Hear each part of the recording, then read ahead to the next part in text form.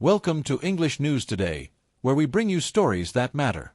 Today, we share an inspiring and profound story that touches on life, death, and the human spirit.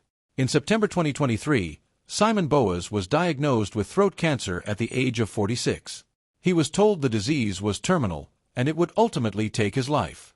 Over the following year, Simon knitted together his reflections on life into a book, A Beginner's Guide to Dying, set to hit the shelves in October as a posthumous publication. In what he expects to be one of his final interviews, Simon spoke to Emma Barnett on the Today program, offering his reflections on life and death as he moved into hospice care. Simon Boas: "My pain is under control and I'm terribly happy. It sounds weird to say, but I'm as happy as I've ever been in my life. I used to think I'd rather be hit by the proverbial bus, but having a couple of months knowing this is coming has really helped me both do the boring death min, but also get my thoughts and prepare myself, and feel so accepting of what's to come." Simon spent his life as an aid worker, quite a lot with the UN, living in places where death is more a part of life than it is for us in the West. His experiences in these regions profoundly shaped his outlook on life and death. For the past 4 years, Simon has also been a Samaritan, offering support to those in distress. This role has made death a more integral part of his life than for many people. Simon shared a poignant message: "It does us all good to think about it."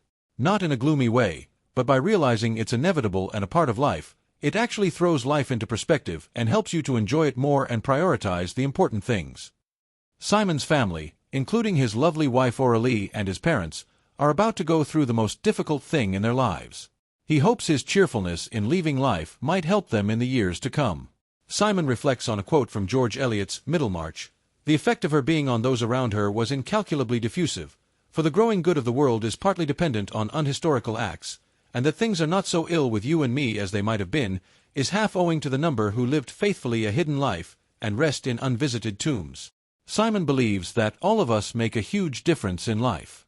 Our actions, no matter how small, ripple forward and impact the future.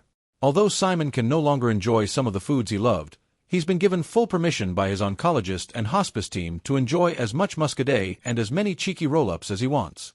He plans to spend his final days indulging in these and spending time with his family.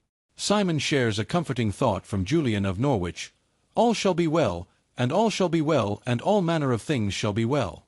Simon Boas, who is from Jersey in the Channel Islands, will be spending his final days in hospice care surrounded by his family.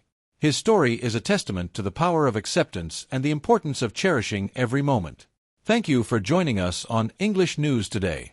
We hope Simon's story has inspired you to reflect on the preciousness of life and the impact we all have on the world.